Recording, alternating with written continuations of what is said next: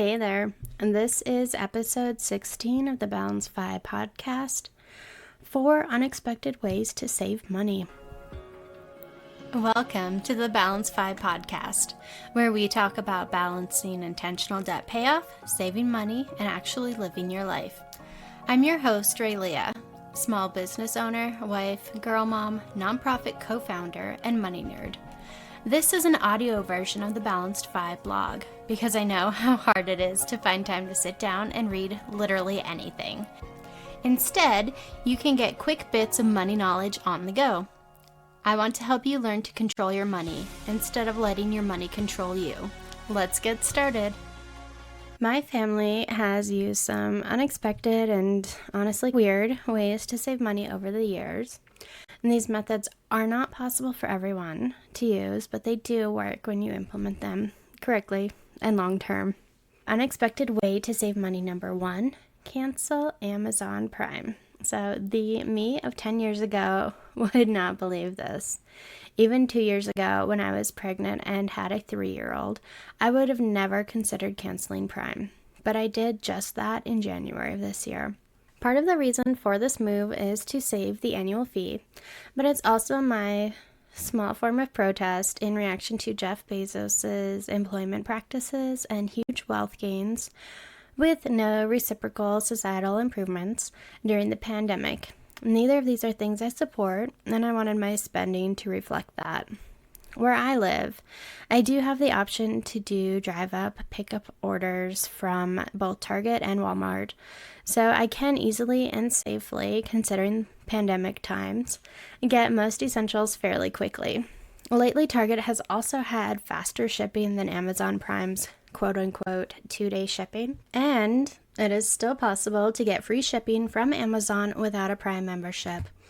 I think you just have to spend like $35 at once and it'll ship for free.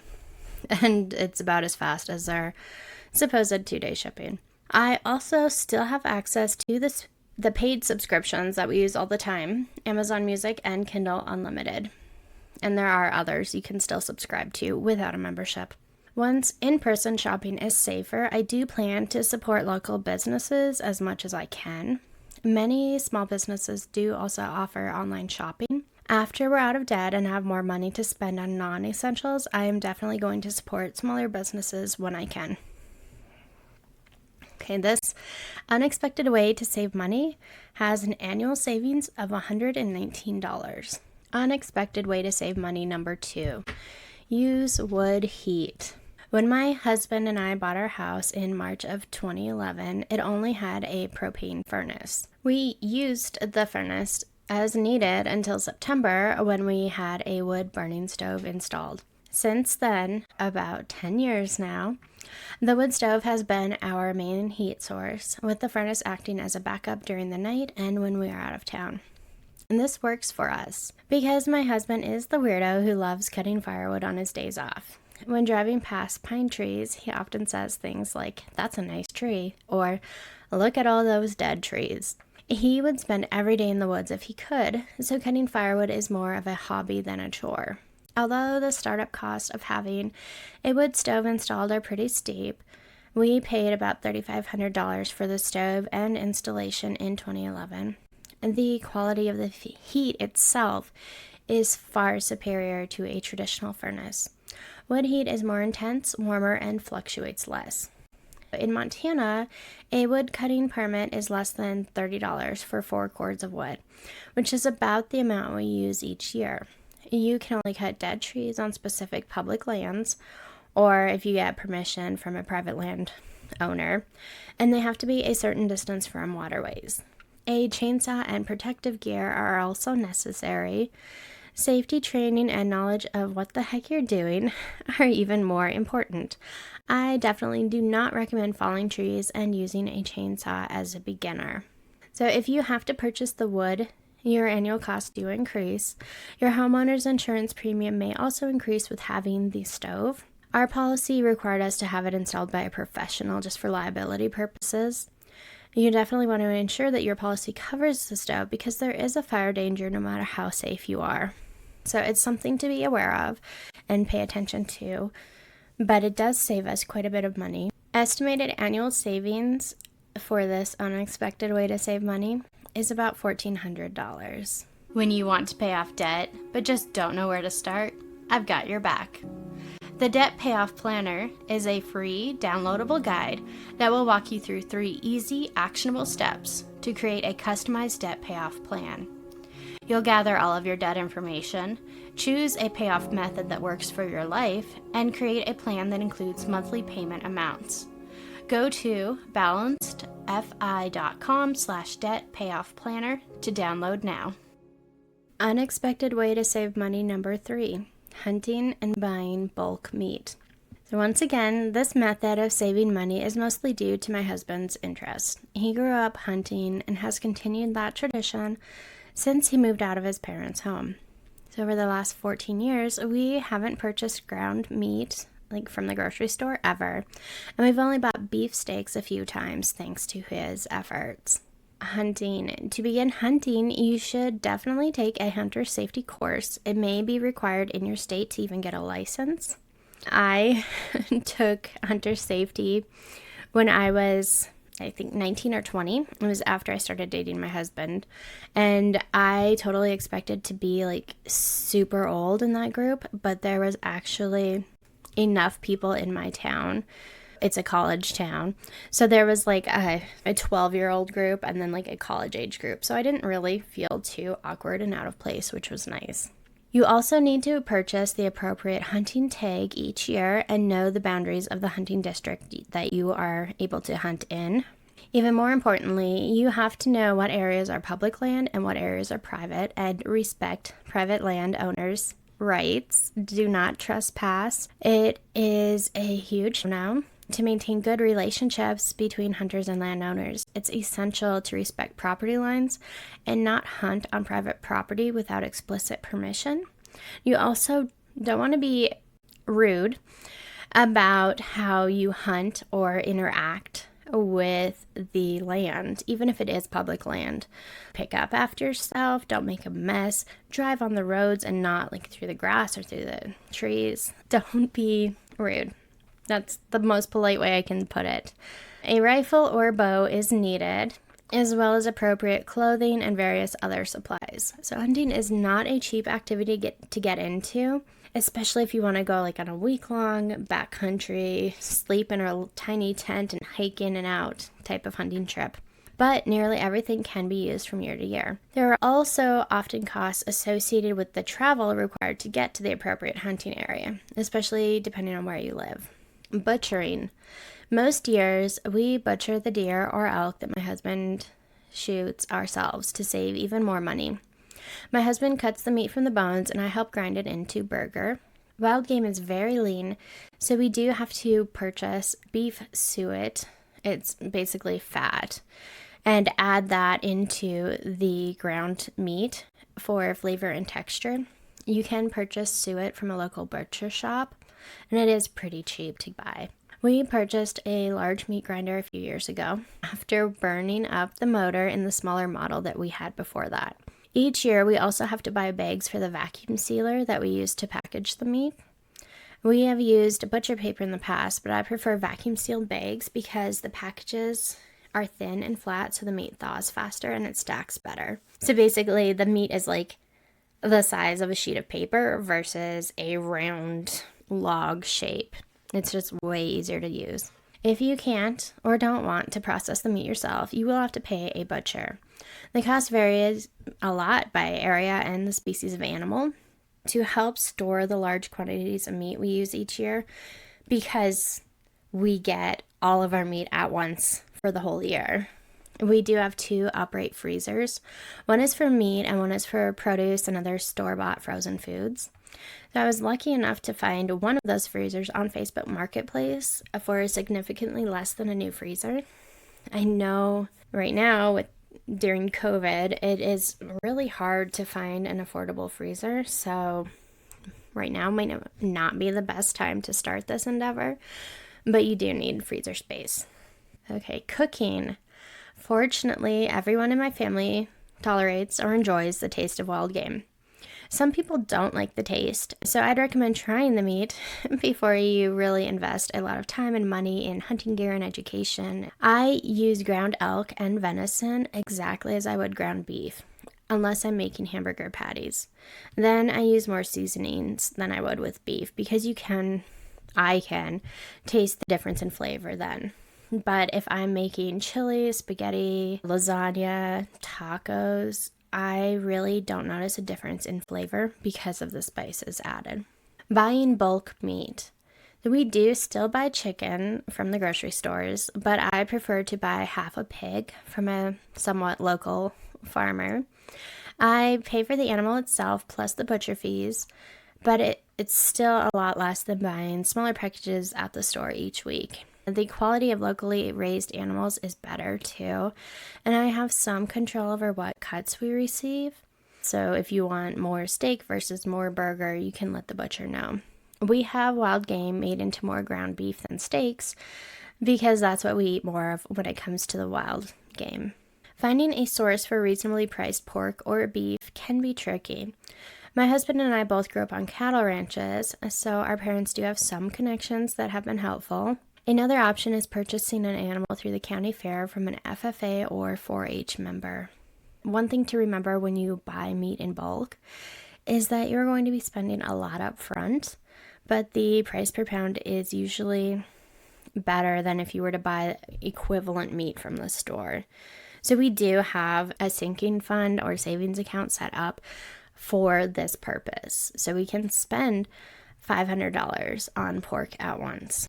For unexpected way to save money number 3, the estimated annual savings is $500, but you also get higher quality meat. Unexpected way to save money number 4, garden and preserve. Our house is on almost half an acre, so we do have plenty of room for a garden. My husband even designed and built a greenhouse from scratch about 8 years ago. You don't need that much space or a greenhouse to garden though. I think gardening has become more popular lately, and it will become even more common as we recover, hopefully one day, from the pandemic. Self-sufficiency has never seemed as important as it does now. So we've been gardening since before it was cool, but I don't consider myself an expert. Since we had our children starting 6 years ago, my husband has definitely done most of the planning and work of gardening while I'm caring for the girls. Freezing. I contribute by helping to preserve our harvest. We have had success in growing broccoli and cauliflower, as well as tomatoes, green beans, zucchini, beets, and peas. Carrots and corn have always been epic fails, but we have been able to freeze broccoli, cauliflower, green beans, peas, and sometimes beets. We do prefer to pickle and can the beets though. To freeze produce, you need to first clean it and cut it into smaller pieces. Drop the produce into boiling water for just a few minutes to blanch it. It's really cool to blanch broccoli because once it's blanched, it's not fully cooked. It's just a little cooked to stop the ripening process, but it turns this really bright green and you just know that it's done. Next, drain the water and lay the produce on wax paper lined baking sheets. Put the baking sheets in the freezer until everything is frozen solid, and then package and vacuum seal the produce. So you want to freeze all the individual bits of produce separately and then put them in a bag so you don't have just one huge solid lump of broccoli stuck together. It does stick together, but if you're in a little hot water on the bag when you are ready to use it, they'll break up a lot easier than if it was all frozen in one lump. Canning. We also can syrup, jelly, jam, pickled beets, applesauce, fruit in syrup, and a variety of pickles. I've purchased bulk produce on sale from local grocery stores, from a local Hutterite colony, and from Bountiful Baskets. To start canning, you need jars, lids, rings, and at least a water bath canner. A safe canning class is also highly recommended. There is a lot of misinformation and unsafe older methods out there, so it's important to know how to safely can. Botulism is still a real risk from canning in unsafe methods. I took a class from the local county extension office when we first got into canning. I don't know how often classes like that are offered, but it was definitely beneficial. It was awkward being the youngest there by a couple of decades, but I would guess that the age range is skewing younger these days. In addition to feeding my family, I like to give canned goods away as frugal Christmas gifts. With all of the different therapists and people in my daughter's life helping us out all year long, it can get expensive to buy Christmas gifts for everybody, but I do want to show them my appreciation for everything they do for our family. Homemade jams and jellies are always a welcome present for those people. Dehydrating. Finally, we purchased a dehydrator and have begun making dried apple slices for snacks. My 2-year-old loves dried apple slices, even without sugar or cinnamon on them, just a plain apple dehydrated. She would seriously eat like 6 apples a day that way if I let her. I don't, but she loves them. My husband also tried out dehydrating plums to make prunes and dehydrating bananas, but neither of those was a hit in our house. And this summer, I also wanted to make fruit leather using special liners for the dehydrator trays. I haven't gotten around to it yet, but it's on my to-do list. How much we preserve each year really depends on the garden's harvest and how much free time we have based off the stages of life our kids are in and my husband's work schedule. But if you have free time and the will, you could save a ton of money gardening and preserving produce. Okay, so unexpected way to save money number 4, estimated annual savings is $300. So as you can tell, most of these money-saving methods have startup costs. We can do all of these things because we've acquired the supplies over years, either purchasing themselves or receiving them as gifts from family. We did not buy all this stuff at once. We've only had the dehydrator for a couple of years.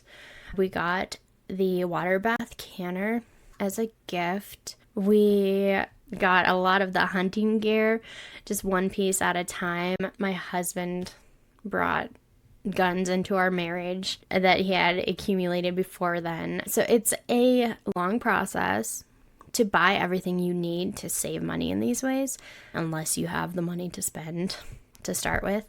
But if you're on a tight budget, choose one area to focus on. You can't buy all these things at once and expect to actually save money. So it took a couple of years for our wood stove to pay for itself when compared to how much propane would have cost. The dehydrator we bought a couple of years ago still hasn't earned its keep. I do always shop around for bigger purchases like this and use Rakuten, or it used to be Ebates, for cash back and try to use gift cards to help with the costs. Sometimes we do ask for money towards a big purchase like this or just purchasing the item itself as Christmas or birthday presents from our family members. Beyond the startup costs, though, knowledge is required to do some of these things, both safely and legally. It takes time to learn everything necessary. Even after almost 15 years together, I can't cut firewood or hunt on my own, and I don't want to. I know it's not safe and I'm not qualified. These are all things to think about and really consider if you want to pursue any of these ways to save money. And that's it. To recap, the 4 unexpected ways to save money are: cancel Amazon Prime, use wood heat, hunt and buy bulk meat, garden, and preserve. So there are startup costs to most of these things, but over time they have saved my family a lot of money. What should you do next? Go to Instagram and post a picture of your unique way to save money on your stories. Tag me at balancedfi to share. I'm looking forward to seeing all your pictures, and good luck. Thank you for listening to this episode. If you enjoy the Balanced Fi podcast, I'd be so grateful if you left us a review on iTunes or told a friend. As always, you can head to balancedfi.com to connect with me and stay in touch. I'm on Facebook, Instagram, Pinterest, and Twitter at balancedfi. Until next time, stay intentional and look for balance.